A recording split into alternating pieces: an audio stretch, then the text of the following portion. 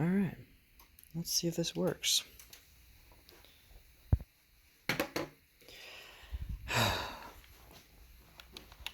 Did I just waste a bunch of money, or is this actually going to be awesome? Let's find out. Movies have changed a lot over the years. At one point, you had to go to the movie theaters in order to see your movie. And then they came out with VHS, and you could buy it and take it home. Now, you just sit in your couch and you stream it with a small monthly fee. It's not a bad deal.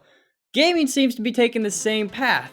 And today, we're going to be looking at that path with the Google Stadia.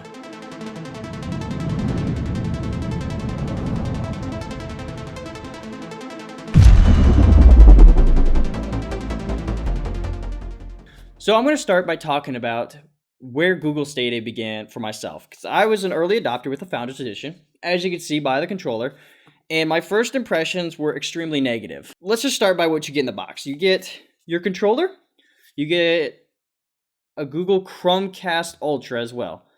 Now, in order to play Google Stadia, you need to use a Chromecast Ultra, which is a 4K Chromecast. And that's great and all, except for I had my own Chromecast Ultra on my TV, so I thought I didn't need to use that particular one. Well, at launch, you definitely needed to use it. It would not pair with any other Chromecast other than the one that came in the box. So that was extremely frustrating because when it came to pairing the device with the TV, it didn't work. Now, there's been some recent updates, and I am proud to announce that it does, in fact, work now. But that was an issue that I came up with at the beginning, and it really turned me off to the console. So I'm going to just start by saying Google Stadia at launch was extremely frustrating and downright terrible. So I'm going to walk you through my train of thought of playing with the console, right? Now, off the bat, I noticed the load times weren't the greatest, although they're better than game consoles, I will say. Like your Xbox One and your PS4, the Stadia is not bad, but for myself, I'm a PC gamer, and I noticed that these load times weren't as fast as a PC. And other people would be like, it's whatever, but if you're going to stream something, this thing needs to be fast. Like, if you look at Netflix, like, to play a video versus popping in a DVD and loading it, like, I get that, like, 4K DVDs are by far superior in quality versus Netflix. So Netflix, if they're going to compete with DVDs, they need to be superior in other ways. And in this case, it's load times, it's ease of access. So if Google Stadia wants to compete with other game consoles, they need to make that load times extremely snappy. And like I said, it's a little bit better than my consoles. Although, to be fair, I don't have a solid state drive in my consoles. I don't really touch my consoles too much, so that'd been a waste of money. But as a PC gamer, it just seemed a little slow. Even getting into the menus is like, come on, can we get a little bit faster? Why does it take so long to load into the menu? Like, you start it up, it shows the little logo, and then for some reason it has to think about it for a second. I don't know. It just wants to show off the logo for a bit, or it's loading something in the background that shouldn't be loading. Right off the bat, when you get into the game console, you have to sync the TV up to your account. I don't think you actually have to, but it's definitely recommended so you don't have to use your phone. Although you still have to use your phone, so it doesn't make any sense. One of the big issues with Google Stadia is the input lag, or at least that's what a lot of people say. Now, I noticed one of the big things that I had going on was I had my Chromecast set up to be in a media format, or a TV format, which actually does a lot of extra processing, and it does introduce lag. So I actually had to change the settings to game mode in order to reduce that input lag. Now, it's not perfect, so my initial impression of playing on my TV, I'll show you guys a clip. No. Okay, shit. The input lag is so bad. Oh my gosh. Like, I'm not even a hardcore gamer, and it can't keep up with my motion. Oh my god, I am missing so much. I'm sorry about the camera angle. I was planning to just do a voiceover, but this is so bad I have to get my initial reaction. Like, oh my. Oh, it's so bad. Oh, my daughter's awake. Yeah, it was really bad. Like the input lag, I noticed initially if I do the same motion, the input lag wasn't bad. It was trying to predict what you were trying to do. And I think when you're doing like the same motion, it kind of figured it out. But if you're doing a lot of like twitchy movements back and forth, it was apparent that it couldn't keep up. Now, a couple games had a couple different options. You either had high resolution or high frame rate. High resolution actually doesn't look that bad, at least on Tomb Raider, because that was the only one I saw with the options. Farm Simulator, I didn't see the option, and neither did I see Destiny 2. Although Destiny 2, the input lag wasn't too terrible to anyways, but it was kind of cool that you had two different options. In Tomb Raider, I didn't mind having the high resolution because there's a lot of moments where you're just kind of roaming around looking at architecture stuff, and the input lag wasn't as relevant versus if you're going for like an action-packed shooter, that's where you kind of want the higher frame rate. And like I said, like the higher frame rate definitely fixed a lot of that input lag issues. I think one of the big issues with the resolution was anti-aliasing. Now, again, I'm a PC gamer, so maybe it's not as bad as I'm making it out to be. I know I saw a lot of comparisons of Google Stadia versus other consoles, and a lot of people complained about the resolution. And this is a server-based system, right? So they do a lot of updates in the background, and since it's January, they might have tweaked it up quite a bit. Now, the initial launch of the console, I could not play anything. The only way I could play Google Stadia was on my PC, because it took me forever to figure out that I had to use the Chromecast dongle that came in the box with Google Stadia. Once I figured that out, I was like, oh, cool, so I can play it on the TV now. And then I didn't really touch it too much. But now that I'm like doing a review, and I was like, let me jump back in, see how it's going. I've noticed it's gotten a lot better. So like, and the resolution isn't too bad. The anti-aliasing could be a little better. Tomb Raider in particular, when you set the high resolution, it's pretty clean. I wouldn't complain. I mean, the high frame rate thing, like the anti-aliasing is like, whew, that's really bad. But like the high resolution is not like terrible. I don't know. Maybe I'm being like a little being nice to this console, or this, I guess, can you call it a console? Maybe I shouldn't call it a console. Is it a console? Anyways, maybe I'm being a little nice with it, but it's not that terrible. Like it's pretty crisp to begin with. I think once you put those higher settings, though, you clearly do get like input lag. So maybe a lot of people just set it to the high frame rate, and that's why they're complaining about it. And when you do set it to high frame rate, it does start looking more like a PS2 or PS3 era console. One of the other things I noticed that there's a big difference between wireless and wired connections. I definitely recommend going wired connection. It definitely helps a lot with the input lag and resolution. I have a gigabit fiber connection, so maybe that helps out a lot. Also, location would probably play a role.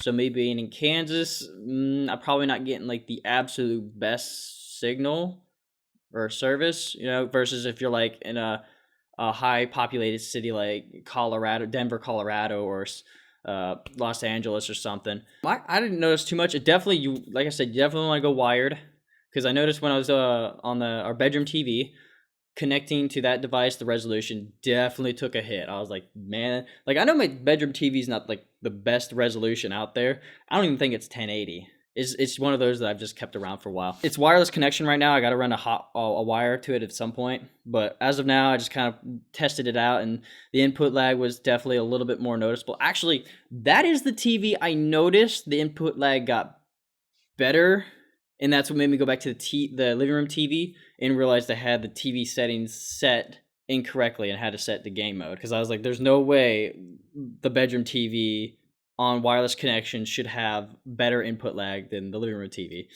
And that's what pursued me to look more into it and figured out, oh, okay, I have my settings on my TV wrong. The input lag took a little bit more of a hit than if you're just on a wired connection.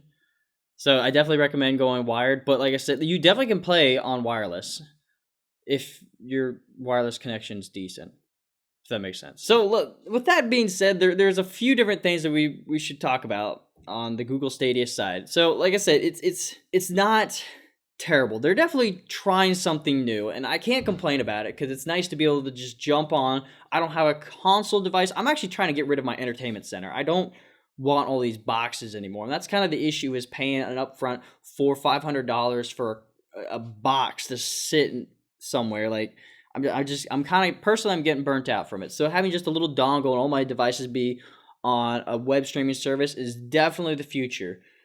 However, does Google commence that well? No. Sorry, Google just, they don't have enough games, and I know they're getting better with it. In fact, being a subscriber, let me pull up my phone real quick because I don't even remember what it is.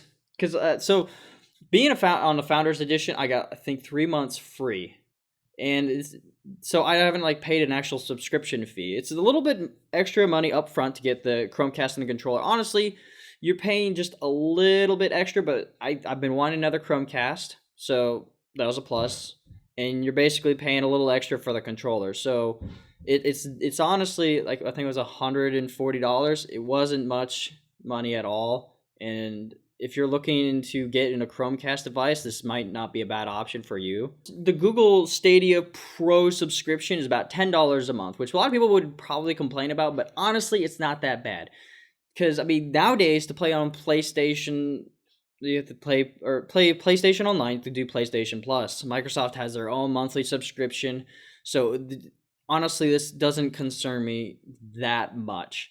Now, the real issue I think people have is paying full price for a game that you don't physically own. However, it seemed like most games are kind of going that way anyways. Most games you download digitally. The only difference here is, instead of you having it digitally downloaded on your own personal hard drive, it is on a server somewhere else. And a lot of people say, like, well, what if, the service goes away? And to that, like, most games require you to be online to play anyways, and at some point those online services do shut down, which do take away that game from you. I don't know, like, I guess I see people's concerns, but I feel like you kind of have to give it a pass to the day and age gaming, because games are getting massive. Okay, I just downloaded Red Dead Redemption 2, and it was over 100 gigabytes. Like, and that's this generation of games. What is next generation games? How big are those? I was struggling to keep up with the hard drive space because these games are getting so huge. And I think this last generation, being on a CD, hindered these games by a lot. Like, most of it, you had to download extra data from a server to be able to play them, because the CD just can't hold it all. Or maybe the CDs can, but they compress it so much that it has to download to your hard drive in order to read it fast enough. Like, these games are just so massive. Like, the next step is to put it somewhere on a database, a server, instead of having it at home. Like, we're talking about terabytes of data just for a couple games. Like, I don't know. I think it's a give or take kind of situation, and paying full price for them to hold this stuff for you. And honestly, I'm one to always go for sales. So being on the pro service, like, there's a lot of those games on there that are on sale, and they're not like the greatest sales. They're not like Steam sales, but like, to pay full price, I don't know how much cut Google takes from that, but you are supporting the creators with that full price. You're the developers of these games, right? Like, you pay a monthly subscription for Google services, right? To play online, and for all their servers, $10 a month, and then you got $60 games that, honestly, that should go to the developer. Obviously, Google's probably going to take a cut. Again, I don't know how much of a cut, but then they also have some sales. I think really what hinders Google Stadia is the amount of games that they have on there. It's not a lot, but like I said, they're slowly adding more to their service, and I can't hate the console. I mean, it is a proof of concept. And if one company is to do it right as a server, as a streaming service, it should be Google. The biggest search engine out there, right? The fastest search engine. They should be able to produce a game streaming company that no input lag. Like, they should be able to do this, like, better than any other company. Clearly, that's not the case. I am really curious on how Xbox and PlayStation are going to do it. And I think the reason why Stadia came out as soon as it did in the condition it did, because they wanted to be first and to get a leg up over their competition, which I think they're trying to go after Xbox and PlayStation. A lot of people would put it as separate, but I think that's what Stadia's mindset is, and it might work.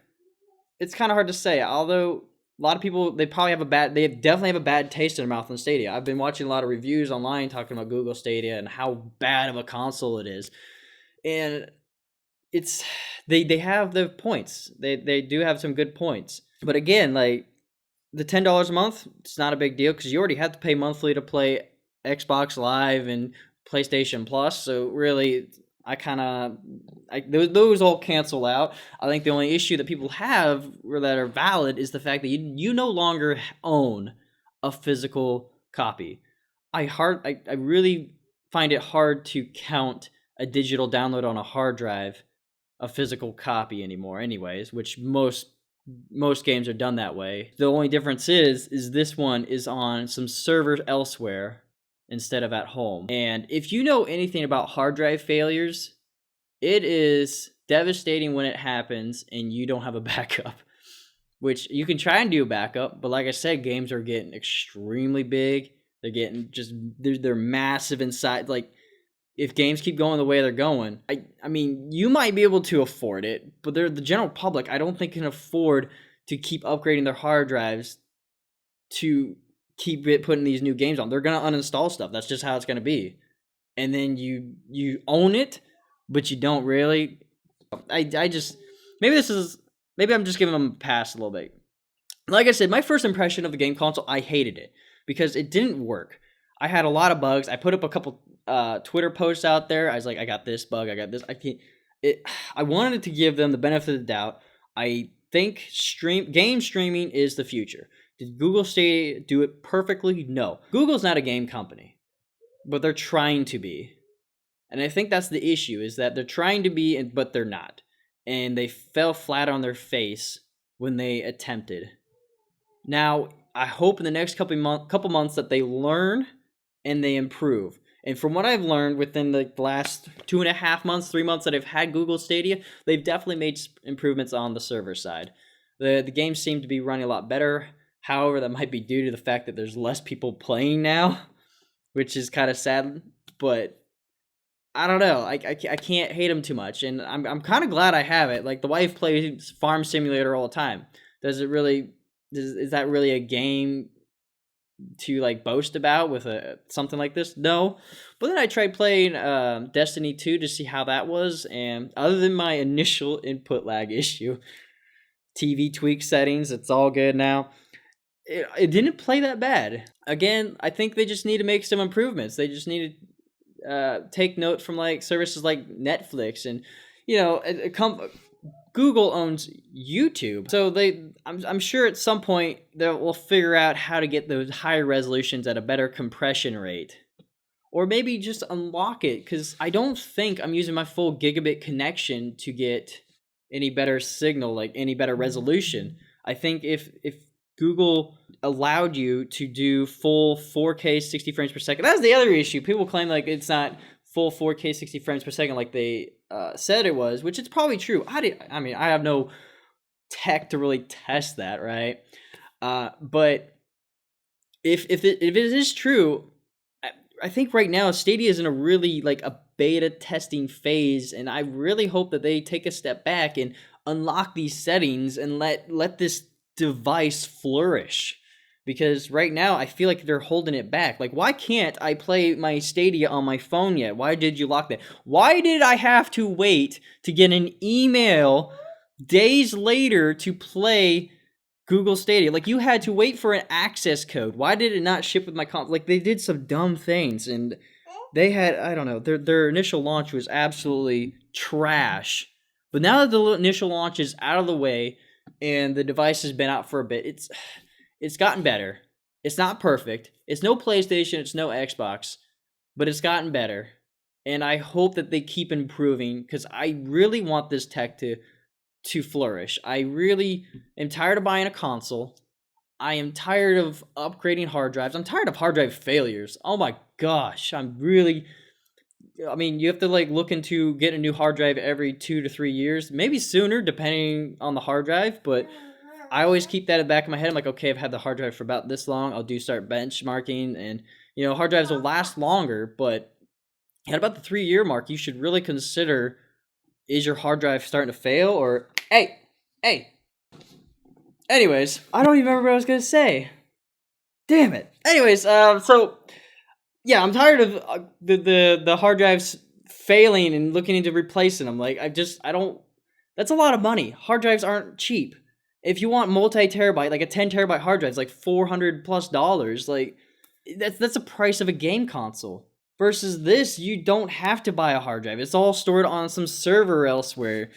Like, I don't think people realize how much money they throw in these devices to keep them running for a long time. Like, the upkeep of a Google Stadia is very cheap. Like, I know you're paying full price for a game, but I mean, if you have Stadia Pro, like, most of them are on sale. I think most of them are like $20-$30. Like, I don't know. I just don't see the problem. But again, I guess I'll conclude with this. If you're looking for a game console, you might want to hold off on Google Stadia because it does seem like it's still in a beta testing phase. There's not a whole lot of games out there, but they have been putting more out there. So definitely keep your eye out for it. But I mean, if you want to try something new, I definitely recommend it. I mean, it clearly is the future. The controller is really nice. Like I said, some of the games that are coming out give you different options between high resolution or high frame rate, which is great for your game style. I guess the only concern is like the game library and the input lag, which you won't know if the input lag is really going to bother you until you give it a try yourself. So if you know a buddy, there should be the buddy pass. Ask a buddy like, hey, can I borrow your Stadia? Can I try it out? Get your own feel of this device. I can't hate the thing. At least I can't hate it anymore. I used to hate it, but now that they've fixed it up, like it's gotten a lot better. I think that's the future of gaming. Like, it's no longer about the thing coming out, and that is what it is. It's more of the thing comes out, and then over time, updates start coming out, and it becomes a whole new product. And it definitely shows that when something comes out initially, it is in a very early access stage, and it sucks. Most games are like that these days. I can't name a game that has come out in recent years that didn't have some major flaw that they slowly patched up and fixed over time. Like, that's just the modern day gaming. And I guess game consoles are becoming that way too. Slowly over time, they're going to fix it up. A lot of people complain about using your phone to access a bunch of stuff. Honestly, I'll take that over a game console. Like I said, I'm done with all the boxes. I don't like having all that clutter anymore. I just want things clean. I don't need all these cables. Literally, it just hooks up in the back of your TV and you're done. And then you got the power.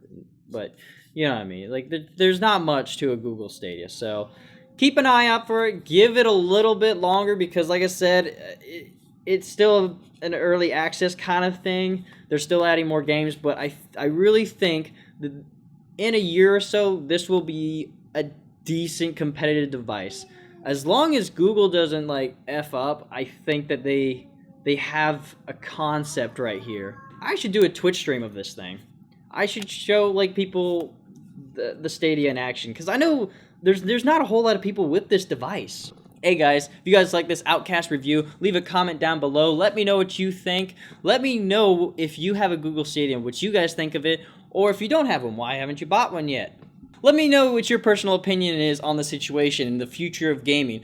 I have Project xCloud on my phone that I have been meaning to dive into. So hopefully in the next review, I will look into Project xCloud and do a comparison and contrast between Google and Microsoft's game streaming service. And I'll catch you guys in the next Outcast review. Got this, man, I got it. I will not quit, I'm on it. Never off it. Got the block lit, I'm toxic. Spitting logic, make them nauseous. Honest, can I stop this? Never cautious, drop it. I'm the hardest. Knock, knock, bitch, watch it. I'm the fucking